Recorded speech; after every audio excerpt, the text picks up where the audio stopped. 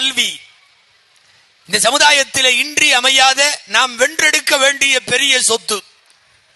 அதிகாரங்களை நோக்கி ஒரு முஸ்லிம் சமுதாயம் நகருவதற்கு தேவை கல்வியில் பாண்டித்துவம், கல்வி உயர்வு, அரசியல் பங்களிப்பு, பொருளாதாரத்தினுடைய மேலாண்மை.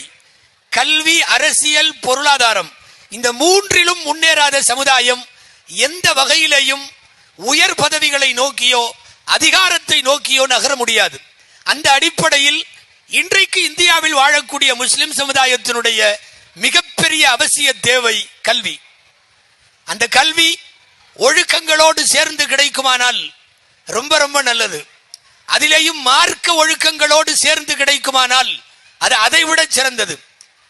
கல்வி வென்றெடுக்கப்படாவிட்டால் வருங்கால முஸ்லிம் சமுதாயத்தினுடைய, இந்தியாவில் வாழுகிற இஸ்லாமிய சமுதாயத்தின் நிலை கேள்விக்குறியாகிவிடும். அன்பானவர்களே, தொடர்ந்து சிறுபான்மை சமுதாயம் இந்த நாட்டில் பல்வேறு விதமான இன்னல்களுக்கு ஆளாக்கப்படுகிற போது அதிகார மையத்தில், கையெழுத்திடுகிற இடத்தில், சட்டங்களை உருவாக்குகிற இடத்தில், நீதிபதிகளாக இருந்து நீதியை சொல்லுகிற இடத்தில், இந்த எல்லா இடத்திலேயும் அதிகார மையமாக முஸ்லிம் சமுதாயம் மாற வேண்டுமானால் கல்வியிலே ஒரு தொலைநோக்கு பார்வை நமக்கு தேவை.